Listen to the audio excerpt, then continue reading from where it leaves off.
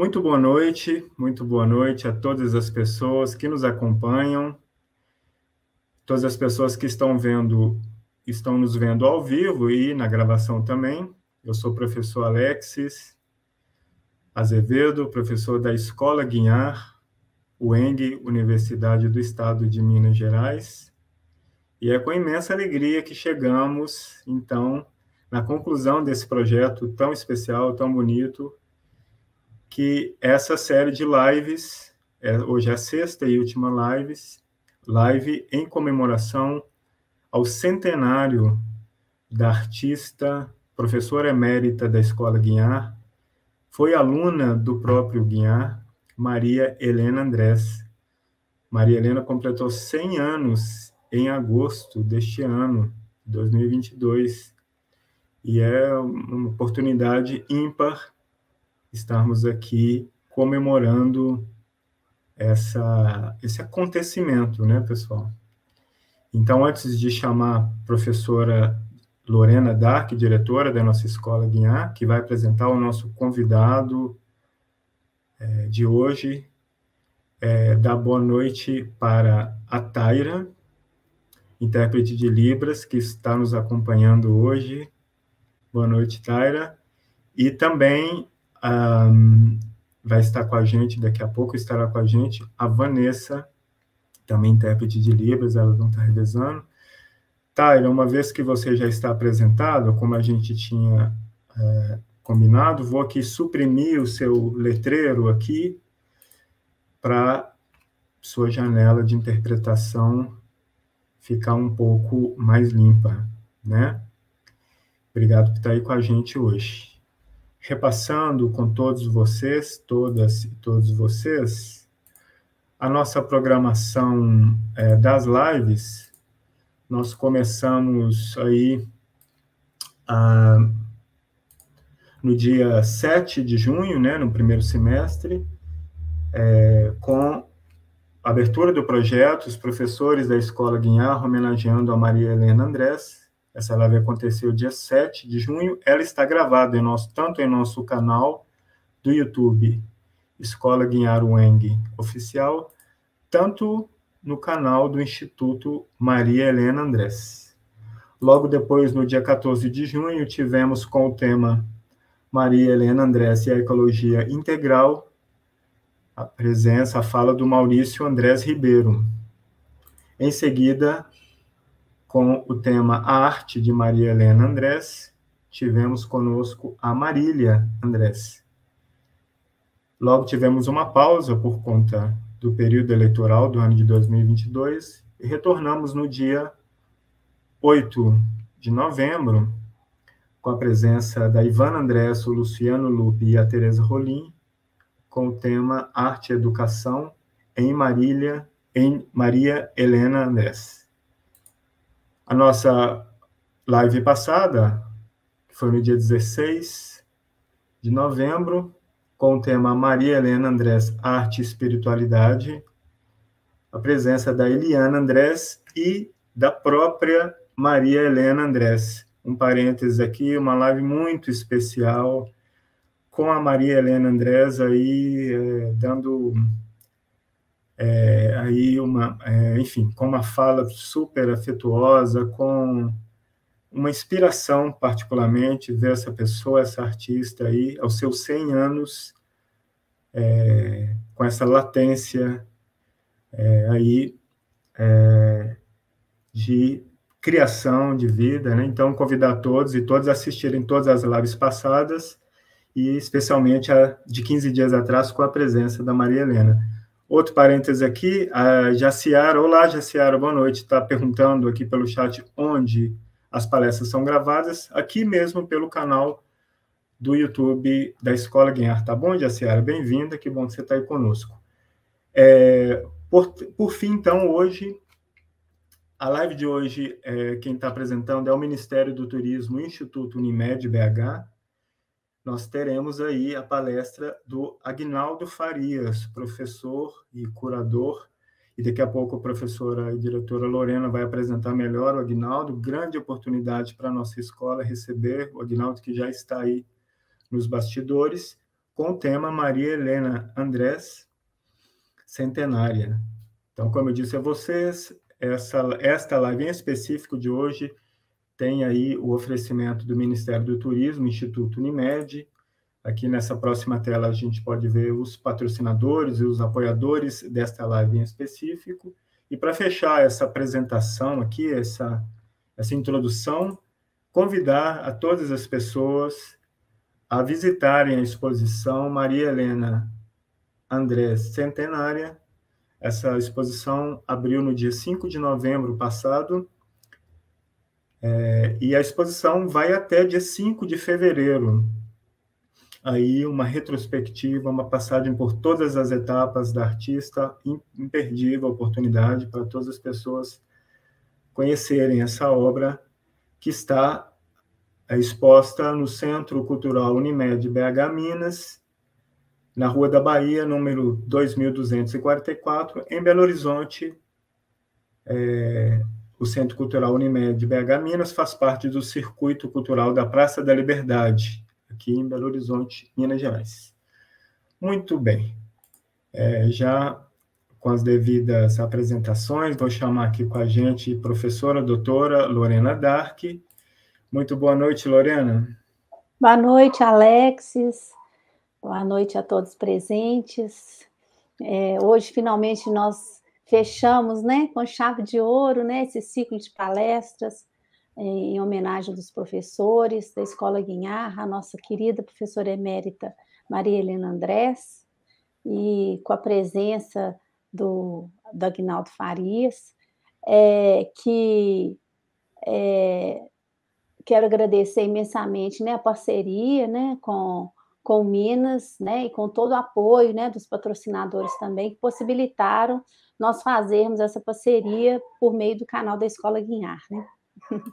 Isso mesmo, Lorena, já te passo a palavra, que bom que você me lembrou, também para a gente deixar marcado a parceria de toda a série de lives entre a Escola Guinhar, Universidade do Estado de Minas Gerais, e o Instituto Maria Helena Andrés, aí caminhando com a gente todo esse período, contribuindo em todas as etapas, e também a Pró-Reitoria de Extensão, junto com o NAI da UENG, disponibilizando as intérpretes e os intérpretes de língua de sinais, fazendo com que os nossos conteúdos, né, Lorena, tenham o alcance aí, se tiver coisa, um fato tão importante, principalmente porque nossas lives estão gravadas. Então, te passo a palavra, finalmente, eu estou aqui nos bastidores, qualquer coisa pode me chamar, Lorena. Tá bom. Eu esqueci de dar a boa noite para Taíra, né, e Vanessa, né? Isso, Taíra. Muito obrigada, Taíra. Bem, eu vou chamar, então, primeiramente, agora eu vou chamar o professor, né, Aguinaldo Farias, né? Aguinaldo, ele é professor da Universidade de Arquitetura e Urbanismo da USP, né, da FAU-USP, é crítico, curador, né, de várias bienais, exposições, mas ele passou uma apresentação curta, mas muito curiosa, porque ele falou, não, me apresente como professor, crítico, curador, mas, no começo de tudo, ele era roadie dos Novos Baianos. Então, com vocês, Aguinaldo Farias. Boa noite, Aguinaldo. Boa noite, professora Lorena. Tudo verdade, bem? Tudo bem, tudo ótimo. É um grande prazer tê-lo aqui presente conosco. Prazer é todo meu. Só mesmo a nossa professora emérita, ela está nos presenteando com a sua participação, fechando esses eventos, né? E fechando essas palestras. Mas antes de você falar, né, a respeito dessa aula sobre Maria Helena, eu gostaria que você falasse um pouco desse começo de tudo, porque o roadie, para quem não sabe, é o técnico, né? Então, você começou como técnico de som lá dos Novos Baianos? O cargo ainda era eu era um soldado raso, não era exatamente um técnico. Carregava amplificadores, ajustava luzes, esse tipo de coisa. E eu vim do rock, né? Então, eu estava no Acabouço Horário, mas fechou do Hermeto Pascoal, do Jorge Maltner, e fiz até um show dos Mutantes. Veja como eu sou dinossáurico. É uma coisa muito antiga. E isso foi realmente muito importante, né? Isso foi Com importante. Uma certeza, com vivência certeza. muito legal. Um marco, né, da nossa música brasileira maravilhosa, né? E aí, quando eu fui escrever o memorial da minha livre docência, eu tasquei uma página só sobre isso, como sendo uma experiência seminal. Bom, mas você fala de que esse evento ele está se encerrando comigo, com chave de ouro. Duvido. Em primeiro lugar, eu agradeço a confiança. E fico, na verdade, fiquei muito surpreso, muito feliz. E até assim, puxa, não mereço tanto. Que isso. É um desafio muito lindo, é uma proposta muito linda de estar comemorando o centenário dessa grande artista, dessa fabulosa artista que ainda produzindo, né? É Sim, uma lição de vida, uma coisa muito impressionante. E eu fui muito amigo, tive também a honra de ser muito amigo da Tomi Otaki, que foi centenária como a Maria Helena. Que coisa impressionante. O vigor dessas pessoas, o vigor dessas duas mulheres, né? sim, exemplos de vida para nós, né? Para todos nós, né? Que coisa. Então, eu queria agradecer o convite, eu estou muito honrado e muito feliz com o convite, não só por falar sobre Maria Helena, mas em presença de vocês e no canal da Escola Guinhar, cujo carinho que eu tenho por ela é imenso, é indescritível. Eu tenho mais ou menos frequentado Belo Horizonte desde o final dos anos 80, a partir de um convite que foi feito pela Niura Bellavinha, pela Solange Pessoa, pelo Ricardo Homem. Enfim, aí eu cheguei, foi muito importante para mim começar a partir daí, né? E aí eu estou vendo queridíssimos amigos que estão assistindo, a começar pela própria Marília Andrés, mas também eu queria cumprimentar não só ela, a Cláudia Renault, o Marco Túlio Rezende, que é professor da escola também, o meu querido Augusto Fonseca e o Marcelo Drummond, gente adorável, amigos, gente estupenda, queridíssimos amigos, né? E agradecer também o Alexis, o professor Alexis, que foi de uma grande gentileza, solicitude, facilitou as coisas, enfim, ele conseguiu. Eu estava tendo dificuldades em arrumar algumas imagens, mas aí eu consegui, graças a ele. Ele me franqueou, a rigor, o arquivo da própria Marília, que eu também agradeço aqui mais uma vez, devo muito a Marília. Fez incontáveis gentilezas para comigo ao longo da nossa amizade, que a essa altura tem mais de 3 décadas. Então, eu vou falar sobre a minha ideia aqui hoje, o mapa, propor uma questão para vocês, fazer, portanto, uma introdução, e a partir dessa introdução, aí sim eu entro dentro do trabalho dela, mas por um ângulo que talvez talvez tenha alguma novidade, enfim, talvez valha a pena a gente discutir, né? Eu sou muito preocupado com o andamento das coisas, perpetuamente preocupado. Isso é normal, enfim. Os professores, em geral, como eu estou há mais de 40 anos dando aula, fico sempre atento ao que está acontecendo, sigo a cena artística há pelo menos 35 anos, muito, muito de perto, e fico me preocupado com alguns acontecimentos, como a presença muito forte eu ia dizer do mercado, mas não só do mercado, mas uma orientação que é meio difusa, e alguns, especialmente os jovens artistas, querem se enquadrar nessas orientações, querem, no meu ponto de vista, e sob esse ponto de vista, a posição da Maria Helena Andrés é exemplar. Vários jovens artistas querem trabalhar com rede de segurança. Eu vou explicar mais ou menos o que é isso.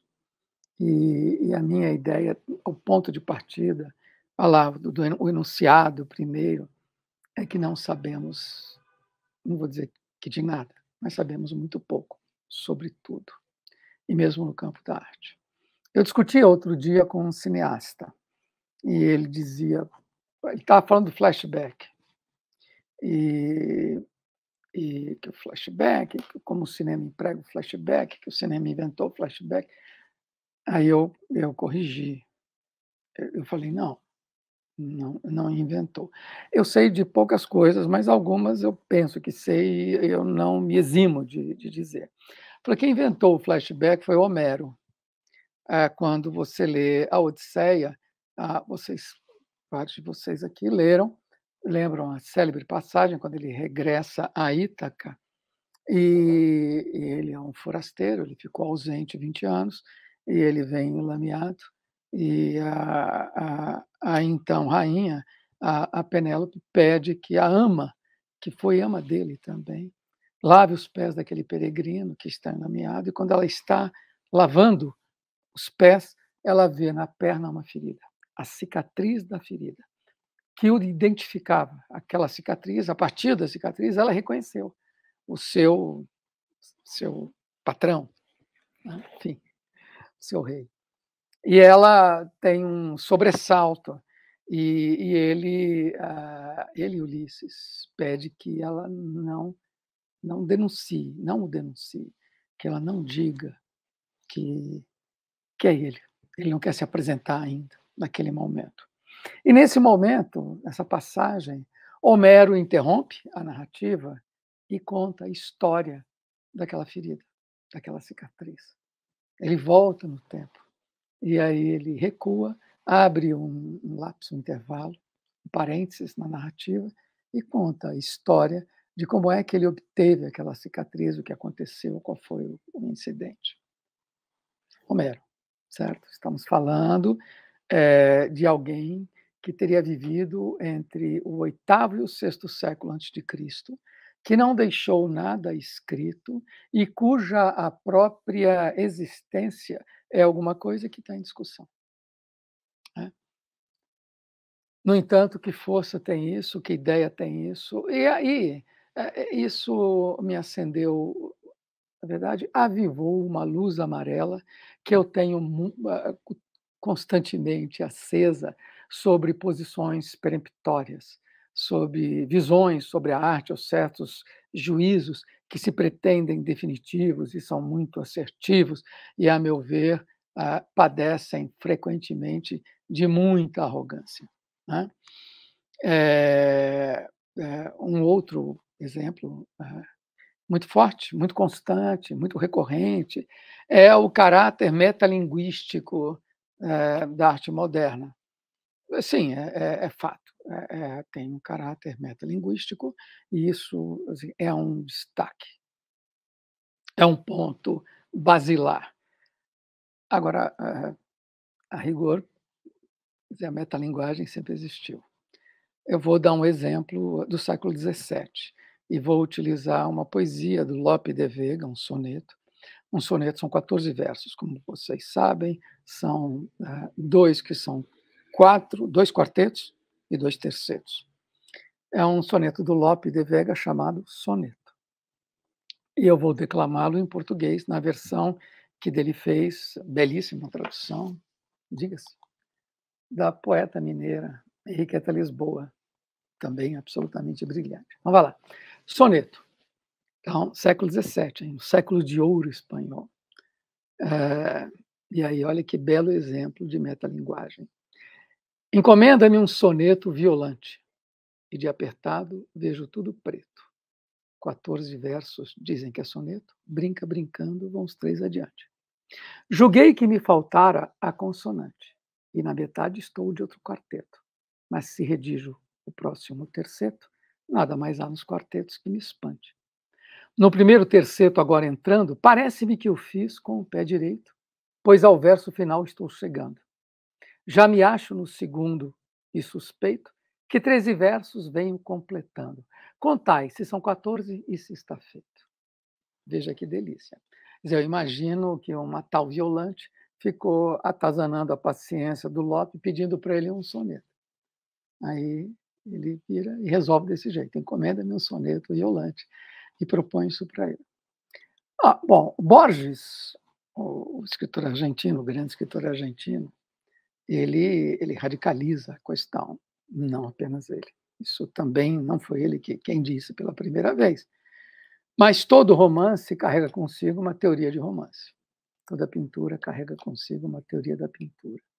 Toda e qualquer expressão carrega consigo algum núcleo, alguma referência, algum ponto de partida que ele tem embutido, metabolizado, com o qual ele discute. Então, todas as negações, elas vão nessa direção. Isso não é uma prerrogativa da arte moderna. Isso sempre foi assim, isso sempre será assim.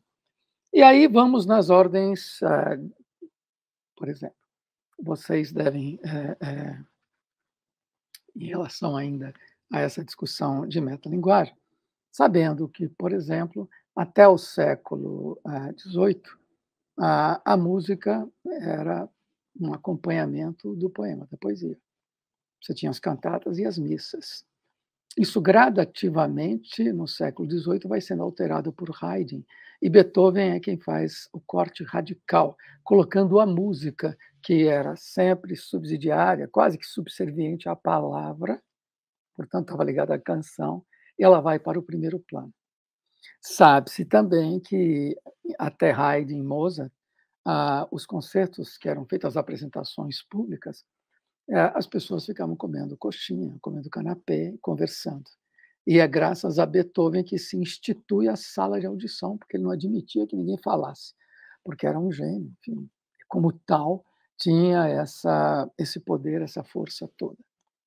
Estou lembrando isso para mostrar o escândalo de como é que essa música ela foi se impondo, a música por ela, por si, considerado por muitos como um devaneio, como um desvio daquilo que era o seu papel original. A história da arte é a história dos escândalos da arte. Claro que são modificações, que são cortes. A história da humanidade é a história de cortes, de modificações radicais, de alterações, daquilo que o Thomas Kuhn, que é um historiador da ciência, chama de quebra de paradigma, de mudança de paradigma. Isso acontece no campo das ciências. Bom, só lembrando, por exemplo, o dramaturgo Bertolt Brecht, em A Vida de Galileu, lembrando essa passagem fundamental, quando Galileu tenta convencer os astrônomos do Papa que não havia aquele céu representado por Ptolomeu e que está ratificado na Divina Comédia de Dante Alighieri, por exemplo, mas que as luas de Saturno giravam em torno do planeta e, se houvessem vidros segurando, eles estariam quebrados. Além disso, vamos agora pensar um pouco como é que se dá a história da arte. A história da arte ela tem complicações muito interessantes. Ela não se dá de maneira linear, não há, a meu ver, nenhuma comprovação de que ela seja o resultado de evoluções. Nada do que foi feito na antiguidade me parece inferior a muita coisa, nada não, mas enfim, algumas coisas. A pirâmide dos egípcios, certos desenhos de Lascaux, veja essas pinturas parietais, rupestres, só vê aquele filme do Herzog e nós ficamos embasbacados diante daquela beleza, diante da força daquilo, não é? E são desenhos realistas. Muito curioso isso, não é? Eu lembro de uma outra passagem muito interessante, em que Fernando Sabino, que é aí de BH, escutava músicas com Jaime Ovalle diariamente. E um belo dia, isso Fernando Sabino narra num livro que ele escreve sobre pessoas. E aí o Fernando Sabino coloca uma música do Debussy para o Jaime Ovalle escutar. Uma peça do Debussy que o Jaime Ovalle não conhecia. Jaime Ovalle, sabemos, era um tipo muito excêntrico, mas o Jaime Ovalle escuta a música e fala assim, lindo, mas aqui ele plagiou o Duke Ellington. E aí o Sabino, sabendo da excentricidade do amigo, fala, mas Jaime, Duke Ellington vem depois de Debussy, né? Ele não pode ter plagiado. Aí o Jaime saiu-se com essa. Fernando, você é tão inteligente, mas, no entanto, não sabe que gênio plagia por antecipação. Gênio plagia por antecipação. Artistas fazem coisas como essa. Tá? Então, eu acho muito curioso quando os artistas ou críticos, eu acho mais curioso quando os críticos, né, a cuja turma eu pertenço, vem prescrevendo, vem dizendo o que deve ser feito. Eu acho que um dos grandes males do nosso tempo, mas grande mesmo, é o menoscabo, é o desprezo, é a negligência, é o achincalho, é o velependiamento da intuição. E como que ficam se tentando extrair certas verdades e tentam impor, especialmente aos jovens artistas. Eu não vejo problema que as pessoas tentem impor seu ponto de vista. Eu fico entristecido quando aqueles que acatam ingenuamente esses pontos de vista como sendo verdades. Vejo isso nas escolas de arte. Embora dê aula em escola de arquitetura, a minha ligação maior é com as artes visuais, que hoje em dia, o que quer dizer artes visuais? Grandemente não são visuais. É um território livre, é um território que não tem uma fronteira, o que me deixa, inclusive, pasmo com o emprego da escultura no campo ampliado. A escultura sempre foi uma ampliação. A pintura sempre foi uma ampliação sucessiva. A história da expressão artística e do termo arte, que é uma noção que tem data de nascimento, é a história da sua reacomodação a novas definições. Então, o que essas pessoas estão inventando quando dizem que estão inventando? E os artistas prescrevem, eles dizem o que deve ser e o que não deve ser, mas porque estão defendendo seus próprios trabalhos. Então, eu fico pensando assim, o que o Amílcar de Castro dizia, vários de vocês devem saber disso, eu não sei, mas eu fico imaginando que ele ficava agastado com o fato do Weissmann ficar revestindo, pintando suas esculturas. Isso era um problema para o Weissmann? Claro que não. Se fosse, o Weissmann não pintava. Ele pintava porque ele queria pintar. E o que o Amílcar estava fazendo quando reprovava, que eu suponho que eu reprovava, que o que eu mais vejo na vida é artista comentando o trabalho dos outros a partir do seu próprio trabalho. Há outra maneira de ser assim? Bom, até há, mas entendo que isso aconteça. Do mesmo modo, vocês lembram o que o Guild achava dos artistas concretos? Dos artistas abstratos em geral, concretos em particular? Guild estava certo? Guild estava errado? A verdade está no trabalho do cara. Então, quando eu vejo mesmo figuras conspícuas, como o nosso grande Hélio Oiticica, dizendo que na América Latina há uma vocação construtiva geral. Vocação para ele, né? Isso serve para ele. Mas quando é que a gente vai começar a questionar essas coisas? Quando é que a gente vai deixar as pessoas em paz, em última análise? É claro que o nosso papel, o papel do crítico, ele tenta, e o papel do professor, tenta entender. E aí, entender é também paralisar, é também lançar um olhar medusante, parafraseando o grande Pedro Nava, e hoje eu estou só em Minas Gerais de cima a baixo, quando ele fala do olhar medusante de um professor que ele tinha no Pedro II. Então, nós pegamos a produção e a paralisamos no afã de tentar classificá-la, perceber qual é o nicho, qual é a particularidade. Né? Claro, isso é normal, isso funciona, isso é operativo. É operativo até o momento em que deixa de ser operativo.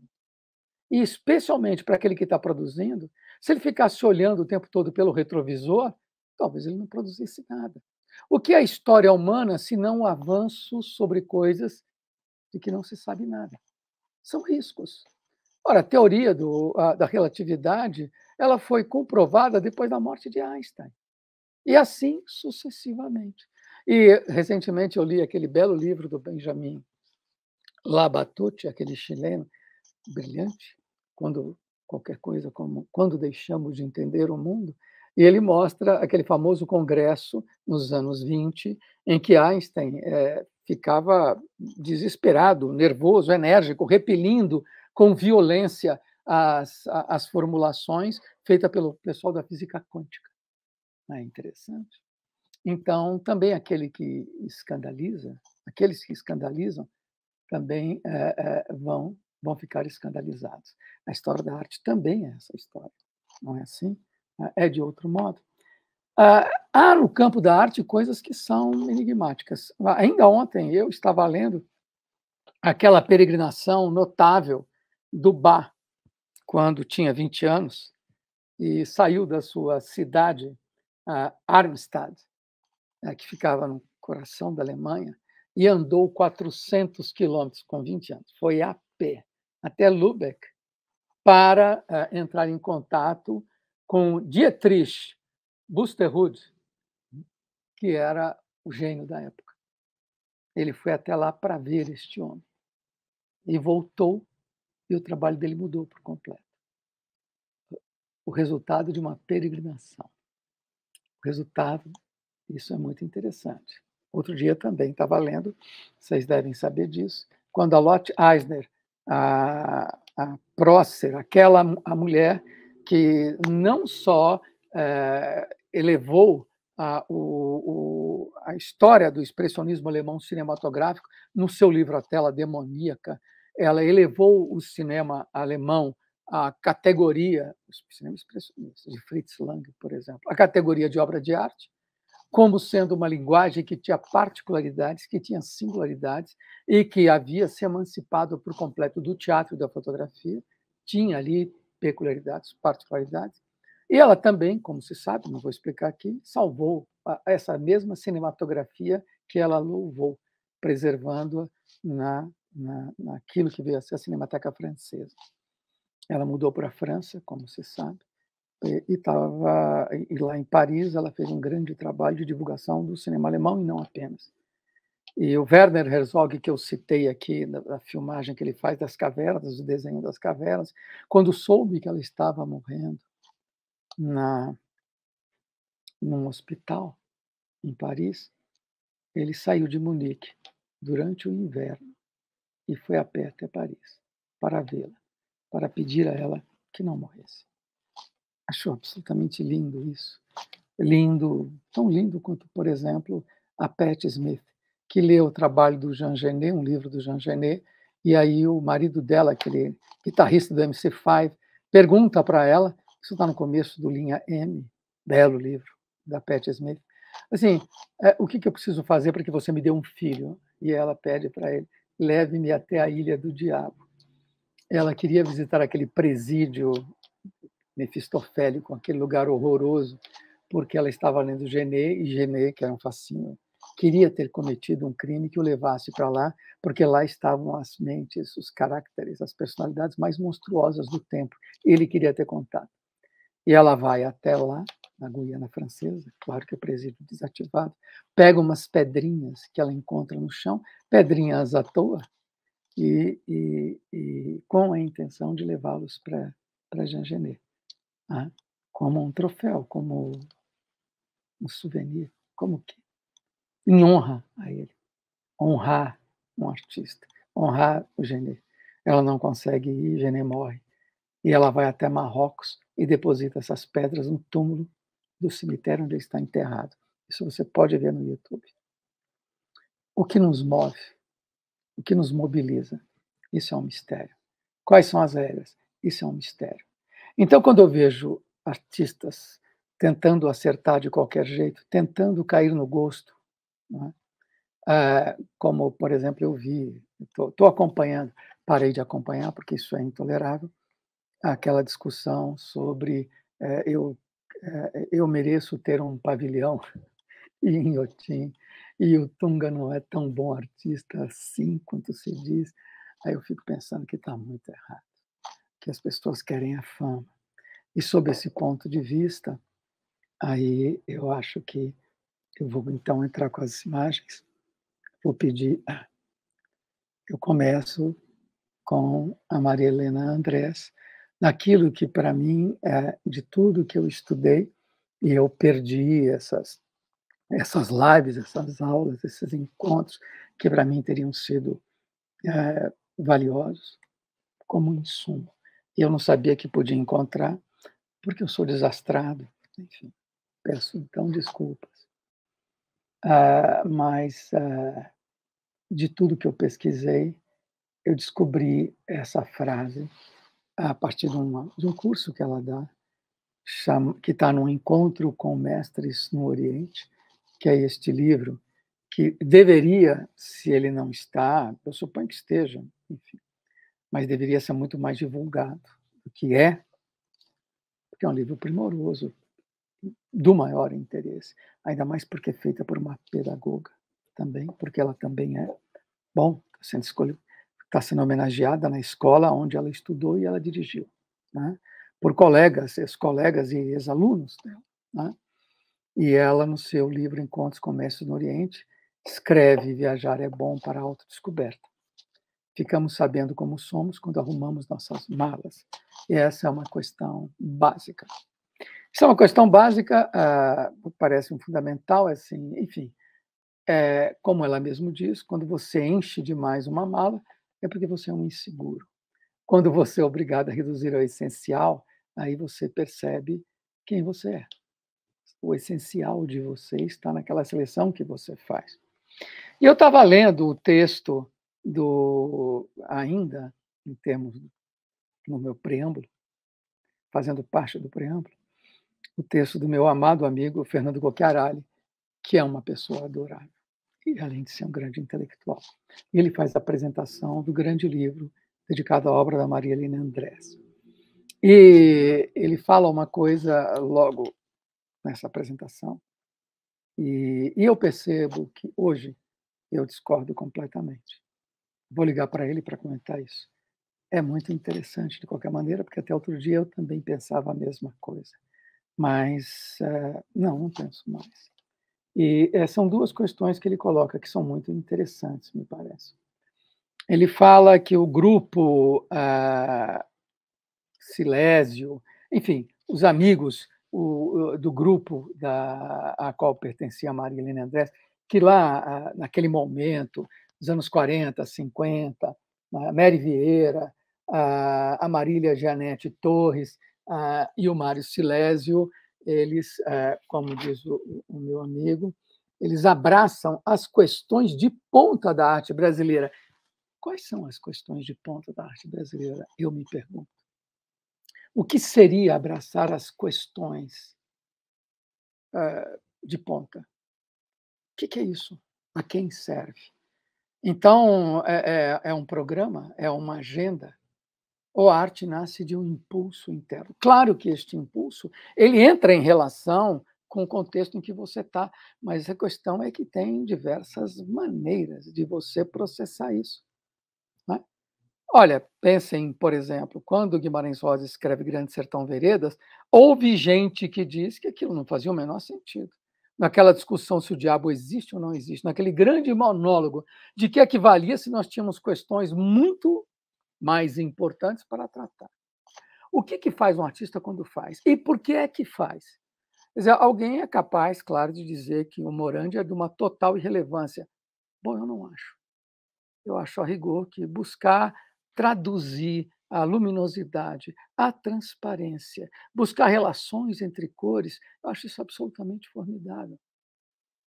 Ele fala isso, e a outra coisa que ele fala, esta essa fica divertida hoje em dia, porque essa caducou, indubitavelmente.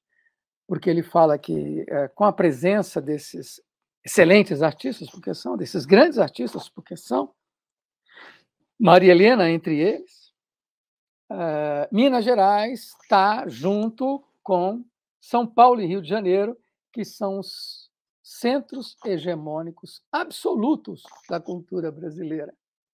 Isso não existe. O que é cultura brasileira?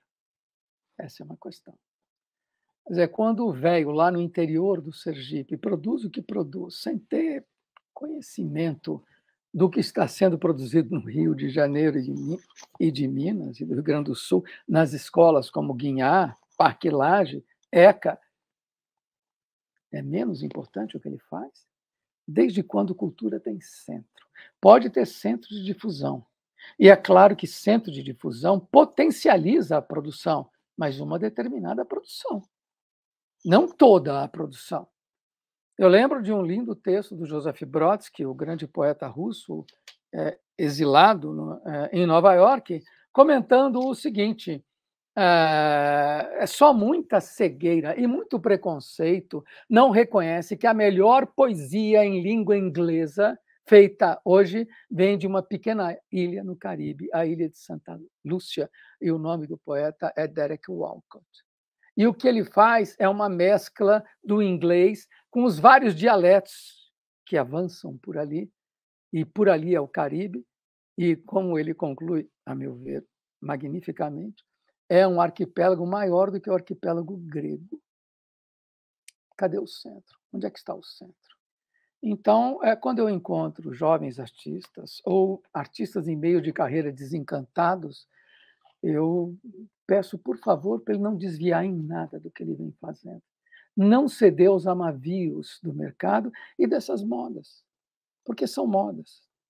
É claro que uns vão se servir dela, vão se dar melhor e farão coisas boas, não estou discutindo isso. É claro que a informação é muito importante, mas talvez tenha outros modos de você colher essa informação que não a partir das galerias, exclusivamente. Então, eu vou, a partir disso, começar a olhar o trabalho dela sob outro ângulo, falando que, defendendo a ideia que o que ela queria era viajar. E isso ela faz com o próprio trabalho. De algum modo, ela quer sair daqui. Claro, ela começa como todo mundo da geração dela começa, de algum modo, ou muita gente começa. Quer dizer, no final dos anos 40, você começar por arte é começar pelos padrões, é começar pelos procedimentos que são fundamentais, que são corriqueiros, são os treinos que você faz. Então, você pinta paisagens, e paisagens rurais. Isso está ligado ao mundo dela, como o pessoal do Grupo Santa Helena estava pintando os arredores em São Paulo, porque morava em São Paulo. E São Paulo, naquela altura, era também uma mescla de prédios com Arrabalde logo ali. Então, era muito rural aquela paisagem. Mas, é claro, ao mesmo tempo, você vê nessa aguada, nessa aquarela, o que você está enxergando? Você está enxergando a delícia de se usar aquarela. A maneira como a água se espraia, como a cor se dissolve, a transparência que é acusada cada vez que você dá uma segunda pincelada, um segundo plano de cor, ele vai turvando o primeiro e embacia o primeiro, ele contagia se tem do primeiro, e essas sobreposições vão se colocando, ao mesmo tempo em que, delicadamente, ela vai desenhando os dorsos dos animais, os chifres dos animais, as rodas, né? As águas das casas, e que beleza aquela casa da direita, né? Essa que tem essa coisa tingida, esse violeta com esse, por causa da presença desse azul, que termina emprestando um violeta nessa cobertura. E entendemos também que ela faz isso, como muita gente faz, mas o que ela faz tem uma qualidade, indubitavelmente, indiscutível. Tanto é que ela é aceita na primeira Bienal de São Paulo. E ela é aceita na primeira Bienal de São Paulo, e você olha para esse tipo de trabalho que ela está fazendo esse domingo no Parque, que ela apresentou na primeira Bienal de São Paulo, que é a Bienal que dá o prêmio para a Max Bill. Agora, o que é um prêmio? O prêmio é uma decisão do júri. E o que é um júri? É um conjunto de pessoas que dependendo da composição, tem uma queda de braço. Então, eles estão elegendo o quê? Aquilo que eles julgam que seja mais importante. Aquilo que eles julgam que é mais importante é somente aquilo que eles julgam. Tem critérios objetivos? Alguns critérios objetivos se tem, mas não se pode dizer que detém a verdade, especialmente quando você resolve premiar um abstrato geométrico, um artista cientificista. Lembramos que o Brasil era eminentemente figurativo, então é um arejamento. Então, para isso vale, claro. Mas não havia interesse na produção figurativa? Bom, está aqui uma prova. Esse trabalho tem alguma coisa a ver com Djanira? Tem. Com Pansetti? Também tem. Assim como ela passa por uma estilização, uma simplificação de formas com essas duas figuras, que é muito característico, mas do período. Mas, ao mesmo tempo, ela não cede à geometria. E eu acho muito divertido quando fala assim, não, nos anos 50 no Brasil, a abstração geométrica. Como assim? Que conversa fiada era essa? O Portinari e o Di Cavalcanti, o grande Di Cavalcanti, seguiam dando as cartas. Eles eram artistas muito importantes. E a abstração lírica, por assim dizer, informal, que essas nomenclaturas são todas lamentáveis, ela tem tanta importância, aparece, surge com tanta força quanto a abstração geométrica. Agora, essa força da abstração geométrica, você tem que colocar entre aspas. Por quê? Porque o cartaz da Bienal de São Paulo era, por exemplo, o abstrato geométrico. O primeiro era, o segundo era, o terceiro era. O que isto quer dizer? Quer dizer que eles estavam enfatizando as cores, porque eles tinham isso na conta da novidade. Lembremos que a Bienal de Arte Moderna era, na verdade, uma extensão do Museu de Arte Moderna de São Paulo. Era a Bienal do Museu de Arte Moderna de São Paulo, que foi criado em 48 para 49, e a primeira exposição era do figurativismo ao abstracionismo. Título capcioso, porque de um para outro, este leque que abre, a sensação é que você tem aqui o passado, a arte figurativa, e aqui você tem o futuro. Essa impressão que está levemente, é um halo que se desprende dessa exposição do título, quando você entra, é amplamente corroborado, porque não tinha uma obra figurativa, como vários de vocês sabem. Portanto, era uma apologia à abstração. Só que a abstração dela, como se vê, não é na base da régua. Nada, Clarivaldo Prado Valadares reitera isso, muita gente reitera. Ela estava na linhagem daqueles que vão na mão livre, né? E o fato de ir na mão livre é um aspecto bastante interessante. É a delícia do traço. E com isso ela se aproxima, inclusive, da amiga, da colega aqui paulistana, nipo-paulistana, paulistana nascida em Kyoto, Tomi Otaki. Ou Volpi, um italiano nascido, um paulistano nascido na Itália, porque a nossa história é a história da migração, desse fluxo, né? Desse entrechoque de culturas que faz a nossa riqueza. E ela faz isso à mão. E fazer isso à mão, ora, eu já frequento muitos ateliês. Eu vejo lá, por exemplo, o meu amigo Marco Túlio aqui. E a delícia, claro, o prazer de conquistar um espaço, de riscar um gesto amplo. Como vejo também o Augusto fazendo um gesto minucioso. Existem delícias que são diferentes, né? E essa elaboração, essa simplificação, que, na verdade, bom, simplificar não significa ser simplista. E olha as tonalidades de terra e de marrom. E olha as tonalidades dos azuis, das cores rebaixadas. A pintura, ela se anima, se ilumina nessa leve composição que temos aqui, esse triângulo que está aqui elevado, né? E aí você tem o período, aqui é bem de janeiro, né? Você vê a proximidade dessas questões. Mas eu acho que ela está ainda, nesse momento, se fazendo como artista. E o que é extraordinário nela é que ela ficou muito tempo se fazendo artista, se buscando, se procurando. E aí, quando ela começa a viajar, não para mais. E as viagens, me parece, são viagens, são quando ela faz os barcos. Me parece que aí é um grande momento de emancipação do trabalho dela. Aí ela pega a sua linguagem propriamente. Quando eu digo que aqui ela se parece com outras coisas, eu quero dizer que, não quero dizer com isso que seja menor, não, ela faz com muita qualidade. A Tomi Otaki, as pinturas cegas que ela realiza, ou pinturas que ela faz com papéis rasgados, eram exercícios que eram empregados, por exemplo, na Inglaterra. Eu sei porque a Amélia Toledo, de alguma maneira, importou quando lá esteve. E aí ensina isso para a Tomi. A Tomi faz, só que fica ótimo. São trabalhos de estudantes, só que, no caso, fica ótimo, porque tem o diferencial do talento. Isso tem, né? Mas que beleza isso! Essa ciranda dessas crianças, como elas estão colocadas, como elas estão só tratadas como silhuetas cromáticas, e essas silhuetas cromáticas, elas reverberam nesses polígonos, nesses retângulos e nesses enunciados de trapézios, de volumes, com esses rosas aqui esmaecidos, e, ao mesmo tempo, com esses papagaios, que estão aqui no alto, com essas manchas, né? E aí você tem uma radicalização. E nessa radicalização é que vem, parece-me, a sua singularidade. Aí ela vai construindo o seu caminho, ela vai soltando o desenho. Claro, e as linhas, elas são delicadas, são linhas que parece que ela puxa.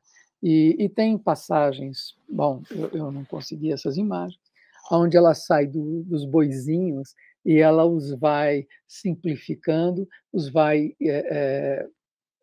decompondo, vai desbastando, até chegar nessas formas que são de uma delicadeza da estatura de um Paul Klee, né? De um desses artistas, como Miró e Klee, que conseguem fazer com que as linhas se desprendam das formas das coisas e passam a saborear novas configurações, e passam a se soltar, e são leves. Posteriormente, como inclusive temos algum exemplo, ela voltará a isso fazendo esculturas, que são feitas de arame, as maquetes são pequenos modelos, ou feito em papel, não sei exatamente, mas que tem essa delícia. Olha esse trabalho, que grande simplificação. Muita gente fazia, mas com que categoria ela está fazendo? Olha o modo como o verde de fundo ele se insinua para dentro desse jogo entre esses dois tons, esse mais marrom avermelhado e esse terra mais claro. Olha como ele se impõe e olha como você joga com a ideia de fundo, figura, e todo ele meio irregular, todo esconso. E isso lembra, bom, isso aqui é muito semelhante ao que a gente acabou de ver daquelas crianças, né? Tem essa delicadeza, essa sugestão de figuras. Nós vimos aquelas crianças e tem uma repercussão disso. E aí, repentinamente, ela passa para cidades, mas isso são cidades ou são linhas apenas, né? Essa é uma brincadeira de pauta musical. Isso é pura música, esse tipo de estrutura, não é? Ela é uma leitora de Kandinsky. Quem é que não viu Kandinsky? Nós vimos isso aqui também. Em Kandinsky, inclusive, ele curvando isto, recurvando, dando mais textura, muito semelhante a isso, de algum modo, mas a maneira como ela lida, a maneira como ela espacializa, dando uma linha de horizonte, e ali no final do lado direito, nessa extremidade superior direita, ela planifica, o plano fica em pé, enquanto que aqui ele estava deitado. E aí ficam esses totens, essas edificações, esse discurso de linhas e de cores que vão crepitando em torno dessa textura. E esses altos e baixos é um momento de grande poesia, de grande leveza, né, de grande movimento, né?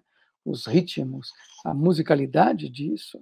E aqui uma outra conversa, porque isso mais feito à mão deixa de ser esse instrumento, né? Porque a linha ali ainda era uma linha fabricada na base do instrumento. Aqui não.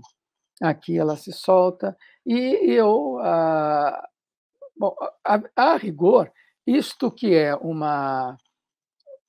talvez naquela altura, uma vez eu tive uma conversa com o Maurício Nogueira Lima, muito divertida. Ele falava assim, Aguinaldo, certas coisas não podia fazer, era proibido fazer. Certas cores não podiam ser empregadas, um mestre concreto, né? Então, ele dizia assim, cor-de-rosa, jamais. Né? Eles ficam chocados com isso. Tinta tinha que ser industrial. E só instrumentos retilíneos. Né? Aí a gente lembra, é claro, do Miró, falando do dilema de Mondrian, da diferença com Miró. Miró queria que a mão direita tivesse a selvageria da esquerda. Ele amputa a esquerda e enxerta na direita, porque a mão direita era demasiado sábia, e porque era demasiado sábia, não conseguia fazer mais nada. Aí ele fala que Mondrian, por sua vez, veja, ele não discrimina não coloca hierarquia, porque não há hierarquia entre artistas bem-sucedidos, não há, são coisas diferentes. Você vai comparar, afinal de contas, a comida macrobiótica com uma churrascaria? São termos completamente distintos. São outras modalidades de rações. Onde é que está o teu paladar? Porque agora, é claro que dentro da churrascaria existem melhores, existem piores. E dentro da comida macrobiótica, idem. E aqui você, hoje em dia, olhando retrospectivamente, é bem provável que a tenham acusado de, bom, que espinha dorsal é essa sua, que é tão titubeante? Por outro lado, pense como Antônio Bandeira, pense como o Serpa, que era abstrato geométrico, e repentinamente vem com as máscaras. Vai até a França e volta falando, eu também sou outra coisa. Nós somos uma multidão. Existem aqueles que não são, mas a maior parte de nós. E aí, esse momento eu acho exuberante, uma coisa muito impressionante, que ela vai com crayon e você vê os véus que ela vai estabelecendo. E trabalhando com crayon chanfrado, né?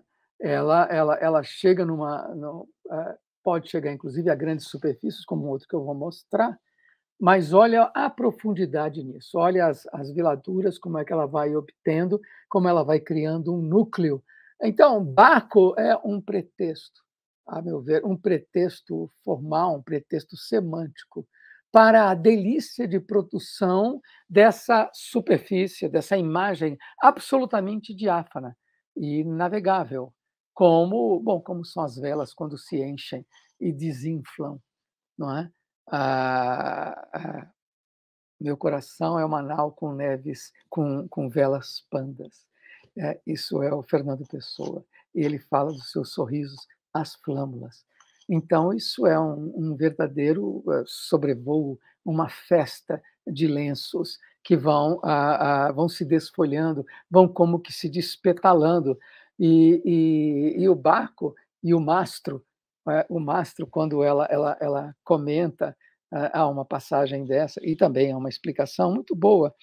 O texto da professora Almerinda é brilhante, é um texto muito esclarecedor do trabalho, oferece uma certa leitura. Uma obra como essa não tem uma única leitura, é claro. E ela fica pensando nos postes. E ela fica pensando nos postes, com os fios ligando a outros postes, né? E assim sucessivamente. E o mastro como um poste.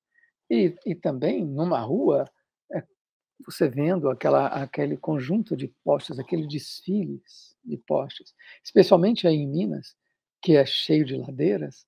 Então, é uma procissão, mas essa procissão ela é toda ondulante, ela é toda sinuosa, e você vê o mastro do navio subindo e descendo, o mar encapelado, e ele por um lado, para o outro, e ela fica fazendo essa apologia da viagem, que foi o texto que eu coloquei aqui, ponto de partida, e as viagens ela as inaugura depois do falecimento do marido. Aí, quando os filhos crescidos, criados, ela se põe a viajar e não para. E essas tempestades no mar, claro, tem uma memória, que em outros grandes viajantes. O que são grandes viajantes? O Cioran, o filósofo, chamava Jorge Luiz Borges do viajante imóvel. Eu lembro que eu li com muito prazer o Emílio Salgari, que quando eu era criança tinha uma coleção que vinha do Rio Grande do Sul, da editora Globo, chamada Terra, Mar e Ar, e tinha um herói chamado Sandokan, tigre da Malásia. E o Emílio Salgari foi quem escreveu o Sandokan. Eram livros de piratas. Eu tinha 14 anos, fui ler as memórias dele com 30 anos. Descobri que ele nunca entrou num barco. Para dizer que não, ele uma vez pegou um bote e atravessou um lago. Foi a única experiência náutica que ele teve. E escreveu livros sobre o mar. Livros extraordinários. Mas isso é pouco se você pensa no Isaac Asimov, que em 30 começou a escrever livro de ficção científica que se passava em outras galáxias. Que tal? O que é a imaginação? Como diz o Ítalo Calvino, citando o Dante Alighieri, chove na alta a imaginação. Nós somos aqueles que imaginamos. Então, esse tipo de navegação que é feita... Eu estava falando de um outro grande navegador, e aí me questionei, abri um parêntese, desculpe. Turner, claro. E agora não sei se ele viajou, precisa ter viajado. Depois que eu li os Buddenbrook, A Crônica da Decadência de uma Família Burguesa, 40 anos de uma vida burguesa, um livro extraordinário do Thomas Mann. Quando eu fechei o livro, fui dar um Google, descobri que ele escreveu aquilo quando tinha 21 anos. Como é que ele pode ter escrito aquilo com 21 anos? Que diabo de experiência tinha ele com 21 anos?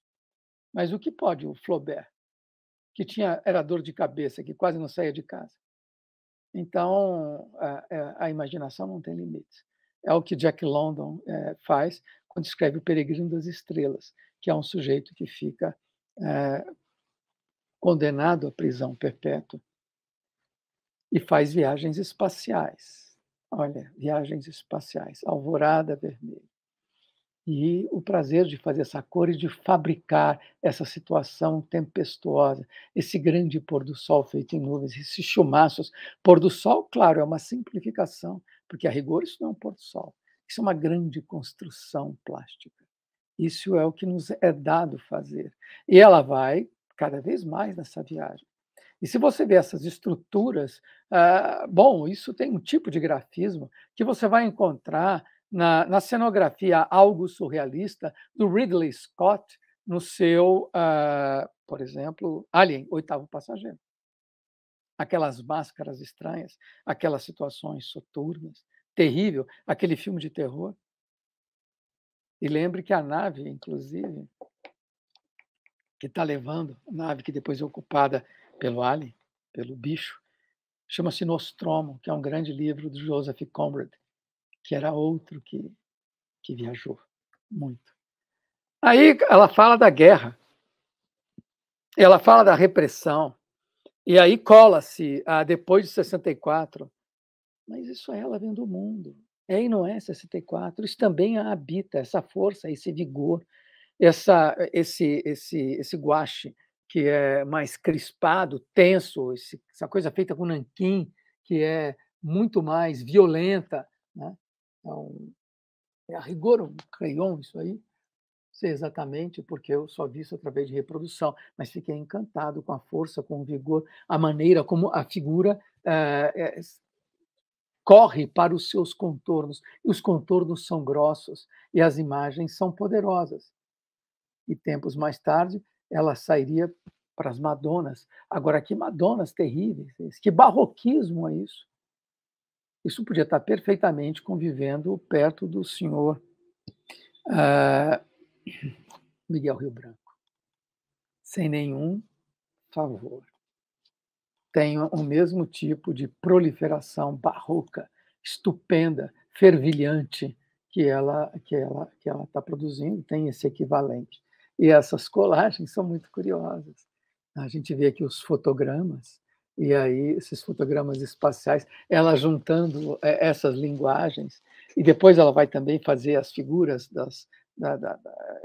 quase de fetos, tem Madonas com crianças.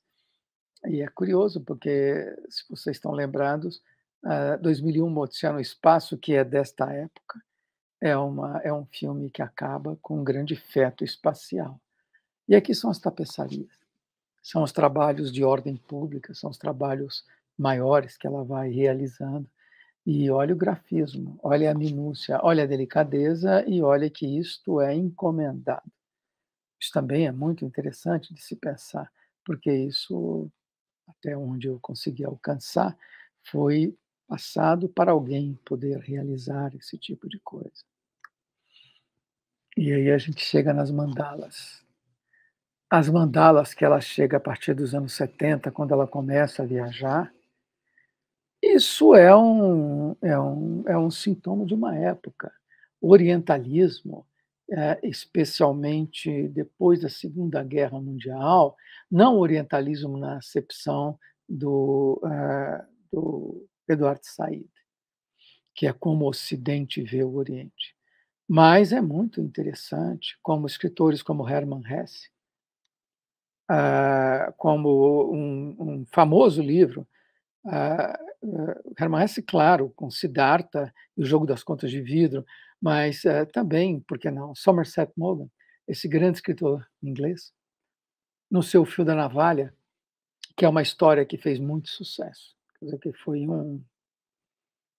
até onde eu sei, recuperando a história, e virou um filme interpretado pelo Bill Murray, no meu ponto de vista, um grande ator mal colocado. Não estava certo a ele fazer aquele tipo de papel. Mas é a história de um rapaz afluente, da mais alta aristocracia norte-americana, talvez de Boston, e que volta desencantado, desalentado da guerra, e aí ele vai para o Oriente para descobrir o que ele quer fazer da vida. E ele volta e escolhe ser chofer de táxi em Nova York. É muito divertido. Agora, o que está acontecendo com essa vida de dedicação ao mercado financeiro, com esses valores onde as pessoas se consagram pelo perfil de consumo? Elas vão atrás, jovens que escolhem profissão por aquilo que isto pode render para elas. Jovens cuja bagagem é excessiva, né? O que acontece depois do famoso burnout? Depois que eles começam a trabalhar e serem explorados em escritórios, e com 30 anos, 29 anos, vão para Gonçalves plantar shimeji, porque não há quem suporte esse tipo de vida. Então, a busca pelo Oriente, a busca, quando ela cita, claro que ela fala do Kandinsky por causa do espiritual na arte, mas ela fala do Krishnamurti, por exemplo. Ela fala de uma série de mestres, do Alan Watts, que é o grande divulgador e que vai trazer. Bom, você tem alguns gurus que moram nos Estados Unidos e sabem, por exemplo, do efeito do Maharishi, muito controvertido, claro, mas há uma busca. Há nos anos 50, nos anos 60, um interesse por Gurdjieff, por Annie Besant, quando eu li recentemente, alguns de vocês devem ter lido, a autobiografia do Philip Glass, ele contando que a música dele, minimalista, tem duas fontes fundamentais. Uma é dois professores que foram essenciais na vida dele. Um é a professora Nádia Boulanger, que foi professora do nosso Camargo Guarnieri, para você ter uma ideia, lá nos anos 40, e que nos anos 60, 70 foi professora do Keith Jarrett e do nosso Egberto Gismonti. Foi professora do Philip Glass. E o outro grande mestre é o Ravi Shankar, porque ele se manda para a Índia. Então, esse tipo, esse tipo de referência, de fonte, essa busca, ela é crucial. As mandalas, e ela, no seu livro, no seu interessante livro, insisto, ela vai falar sobre o poder dos mantras, o poder encantatório dos mantras, das danças circulares, da importância desse tipo de ensinamento como deflagrador da possibilidade de você se juntar numa frequência maior, mais ampla. Não é? Como, por exemplo, quando você dança. Dizer, o que é um aspecto crucial para um artista é a sua capacidade de se transformar naquilo que ele está lidando. Por isso, da prática. A prática é essencial. Esses artistas, o Augusto vive postando as imagens dele desenhando. Isso é muito lindo. Enquanto a FAAP, aqui em São Paulo, aboliu as aulas de ateliê. Que tal? Que tal, Escola Guinharo? O que vocês me dizem de uma escola de arte que não tem mais ateliê? Aonde os grandes laboratórios, o laboratório de gravura, que é esplêndido, não tem ninguém. Porque o importante é ter teoria. Isto é um equívoco completo.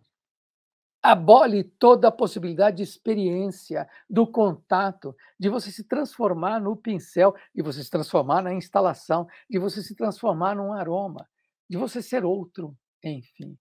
De você romper com a casca da educação que lhe deram e abrir-se e colocar-se de modo disponível. Então, ela faz essas mandalas, esses desenhos que são modos, são modos hipnotizantes, tantalizantes, são encantatórios. Né? Homenagem ao cometa, né? São espetaculares. Essa está no Museu Mineiro. Lindo esse mundo explodindo, se desfazendo. E isso é menos importante do que, sei lá, do que o Richard Serra? Por quê, exatamente? Quando que vamos deixar de julgar uma linguagem por outra linguagem? A questão de que qual a decisão da linguagem que eu vou abraçar é uma questão de foro íntimo.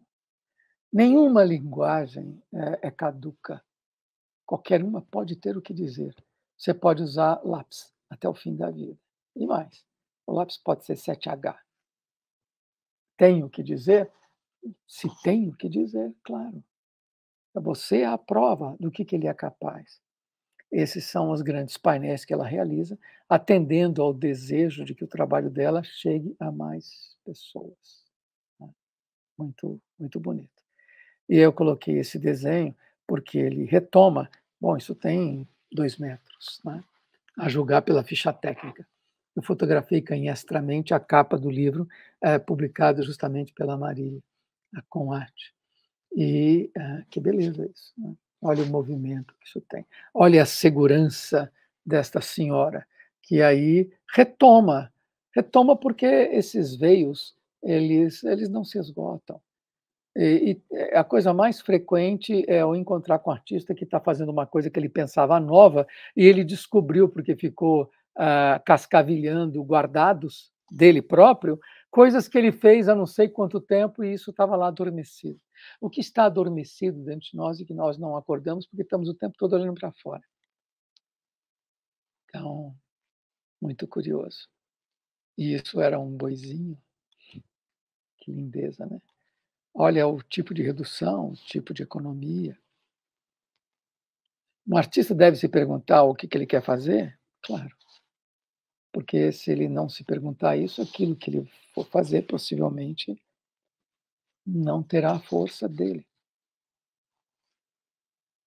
Então, mas isso não significa estar esse adornamento.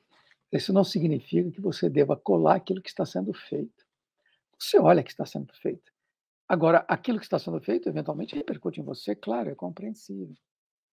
Mas ainda fica valendo, do meu ponto de vista, a lição que me deu o Luiz Paulo Baravelli quando eu fui ao ateliê dele, e aí ele, mostrando os desenhos, eu falei, cara, que desenho espetacular você tem. Eu sei, um elogio não serve para nada. Mas aí ele olhou para mim e falou assim, eu quero fazer um desenho que o Rubens goste. Que maravilha, né? Que o Rubens goste. Quem são os seus interlocutores? Essa é a questão. Quando você vê Picasso, Modigliani, Brancusi, olhando as tatuárias africanas, votivas, as máscaras, aquela produção que vem da Oceania, eles não sabem quem são, mas curvam-se diante de tamanha qualidade. Esse é o trabalho, essa pequena fita que ela realiza, que não é uma fita de Moebius, e olha que beleza que é isto, esse enrodilhamento.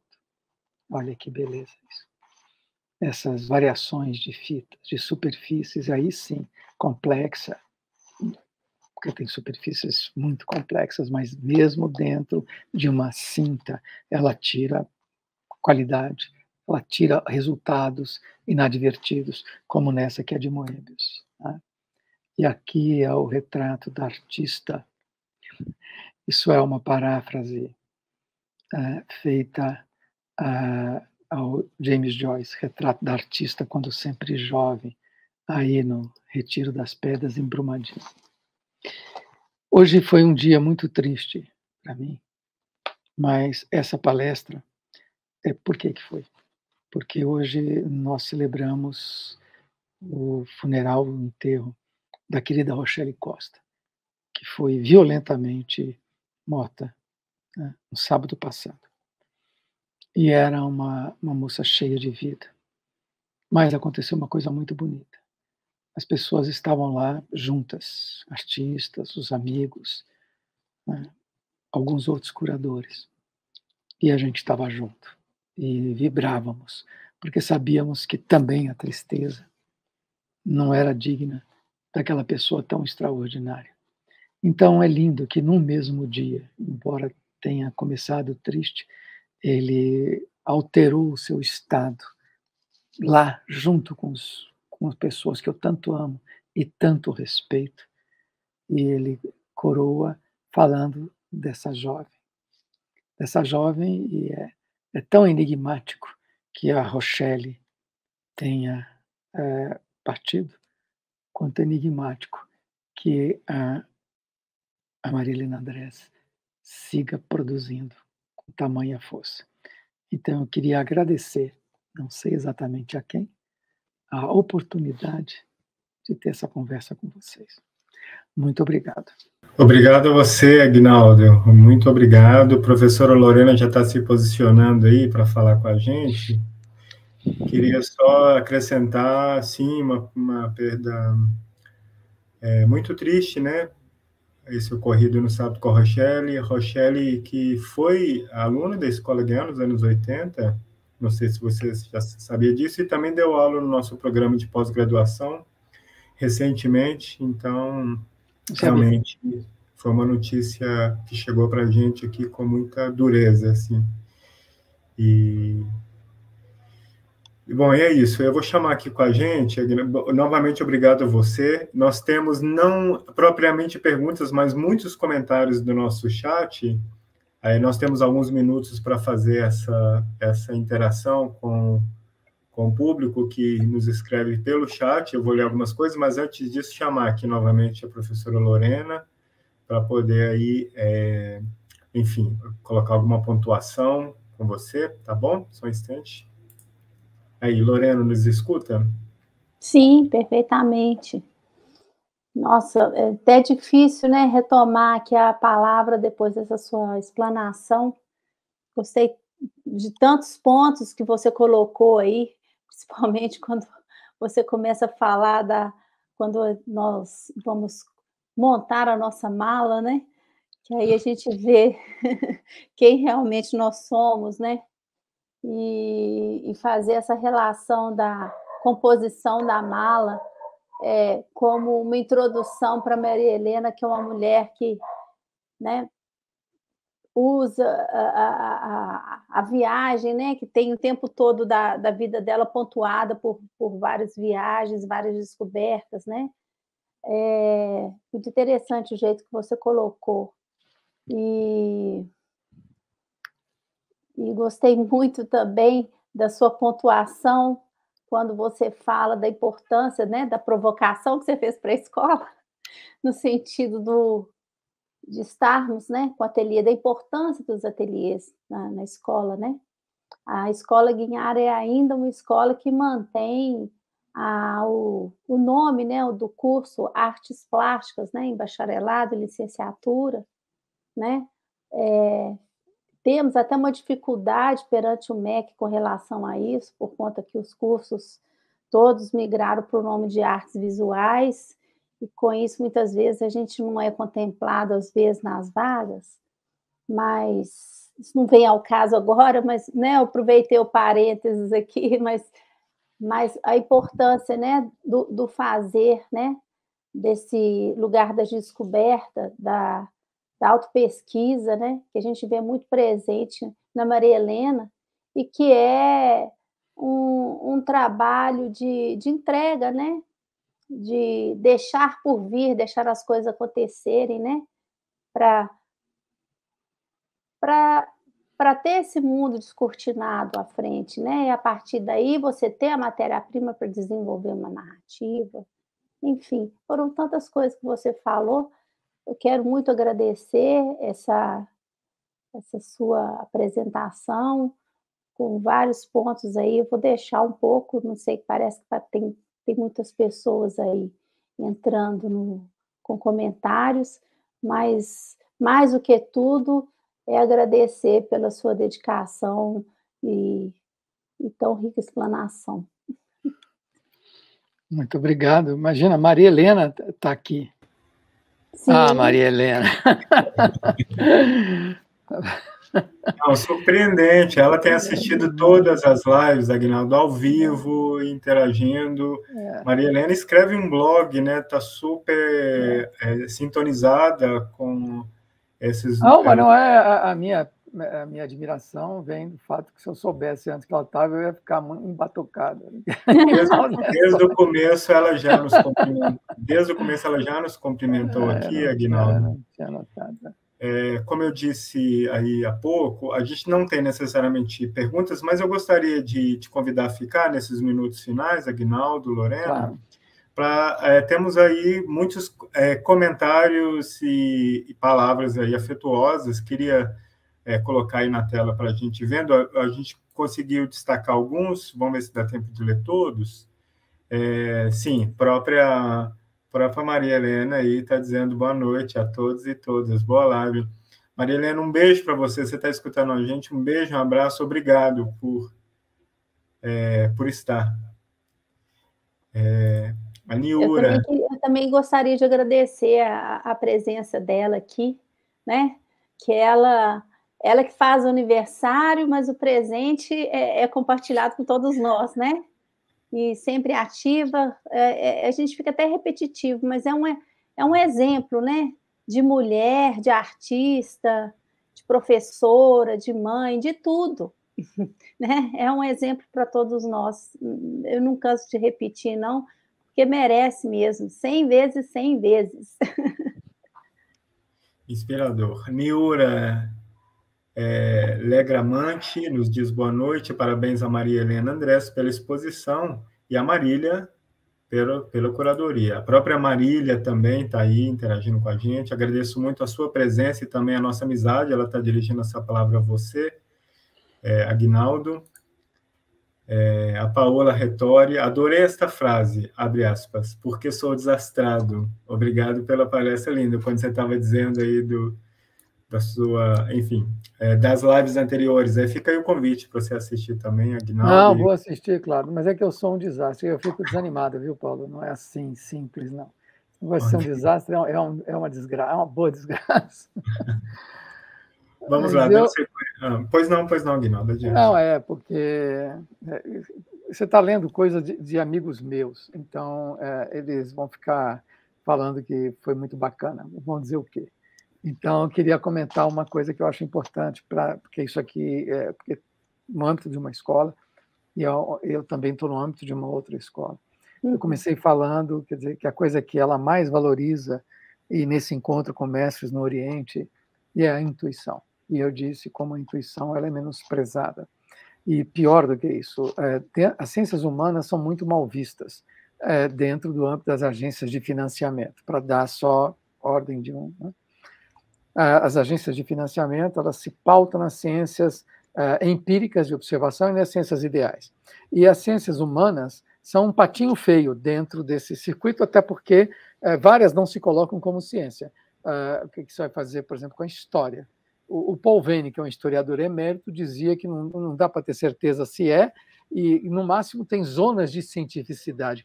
Como é que você vai trabalhar, em alguns casos, diante de uma ausência, de algo que aconteceu? O que isso tem de científico, o que isso tem de uma noção que possa se espalhar como uma categoria, né, como uma construção abstrata. Bom, e se as ciências humanas ela tem esse problema, o que dizer da arte, que é o patinho feio dentro das ciências humanas? E ela tem que estar, a arte, no centro do processo, porque vem da arte a capacidade de a gente fazer pergunta. A ciência dá resposta. E o próprio cientista, quando faz pergunta, ele está procedendo como um artista. Ele faz pergunta sem saber se aquilo faz sentido e vai pesquisar. Então, a nossa capacidade de jogar, de estabelecer conexões entre coisas que não têm conexões aparentes. E isso nós estamos deixando de lado. Então, os nossos cursos superiores, especialmente das ciências assim chamadas exatas, que não são, porque nenhuma ciência é exata. Quer dizer, o que nos estabiliza é a ignorância, é aquilo que é o mais característico. Eles ficam ocupados em dar rotinas. As rotinas são importantes? Claro que são importantes. É um patrimônio, um legado que você tem. E aí você vê como é que isso foi resolvido.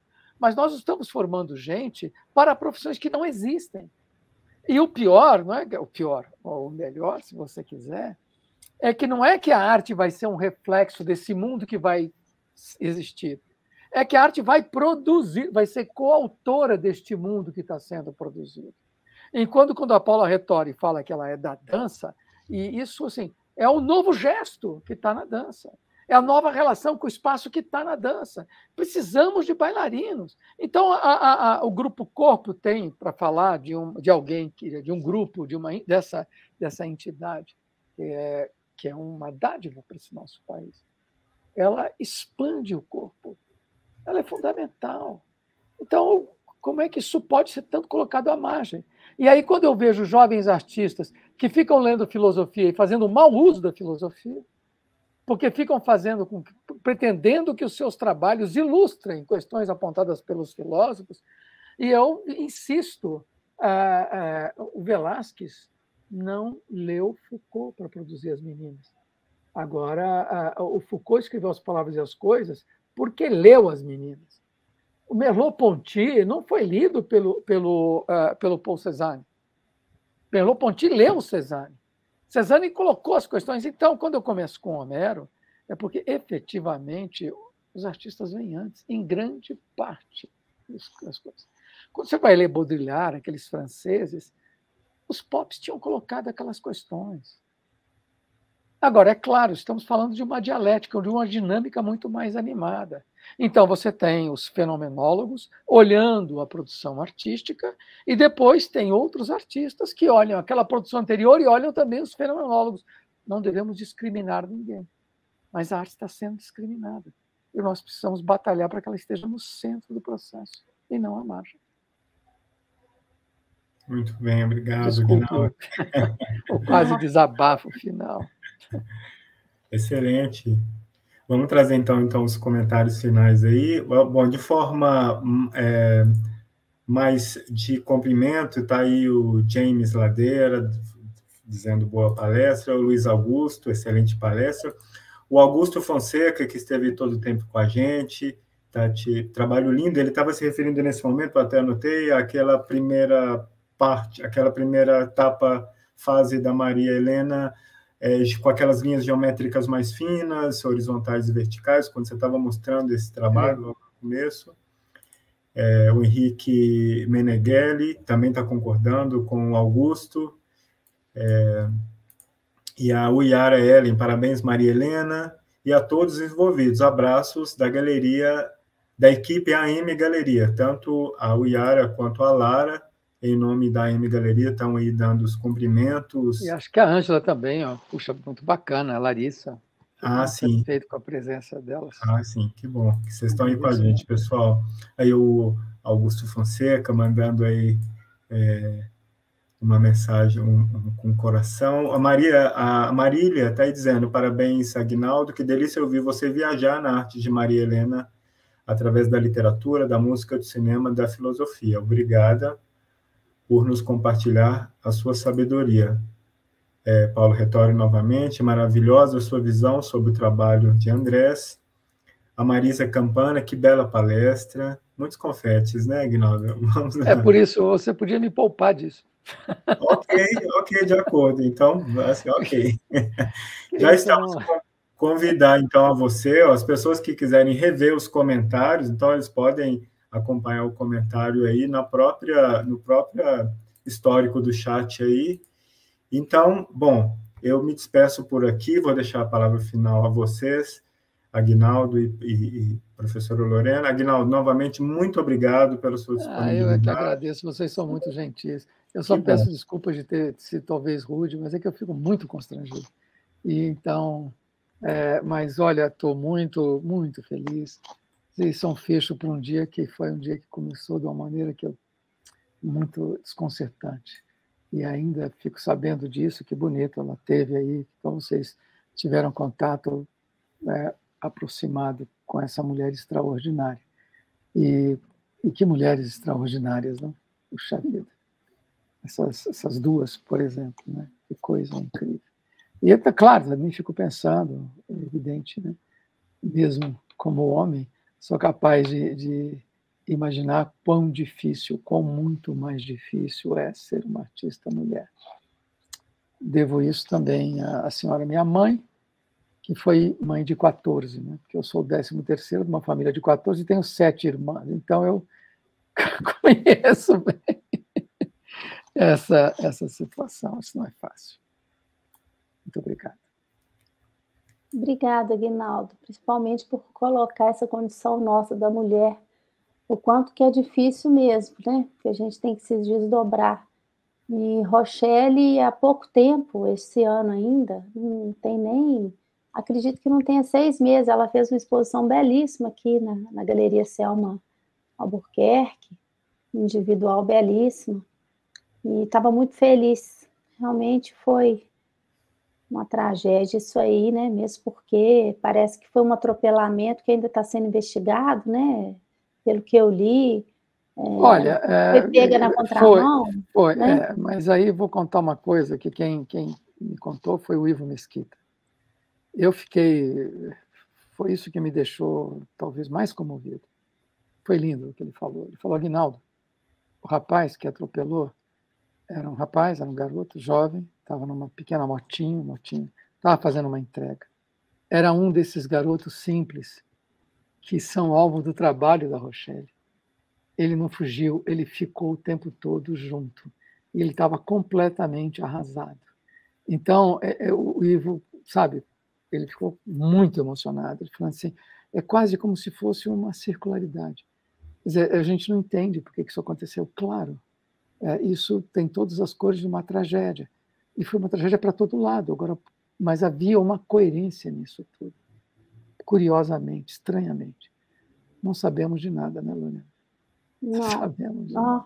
É impactante ouvir isso, né? Porque uma coisa é você ficar procurando nas notícias, né? De internet, outra coisa é você ouvir. É difícil mesmo. São as pegadinhas da vida, né? Mas obrigada por você ter trazido aqui a presença, né, da Rochelle, mesmo, né, apesar da gente estar fazendo essa homenagem a Maria Helena, mas são mulheres que passaram pela escola e são mulheres que de certa forma, têm cada uma, né, na sua trajetória, tem aí uma marca na história da arte brasileira, né? Muito obrigada. E olha que coisa linda, Lorena. A Maria Helena escreveu que agradece ao apoio constante do meu marido, o excelente médico Luiz Andrés. Ele sempre admirou o meu trabalho. Ou seja, ela esteve, o trabalho dela, também sob os cuidados de um médico, era um curador. Que é isso que um curador significa. Sim. Coisa linda. Verdade. E eu li as coisas, ele realmente apoiou muito. Coisa linda, né? Casal, que beleza. Que beleza. Muito obrigado, gente. Uma boa noite para vocês. Obrigada a você também. Obrigada a todos. Tchau. Tchau. Boa noite. Boa noite.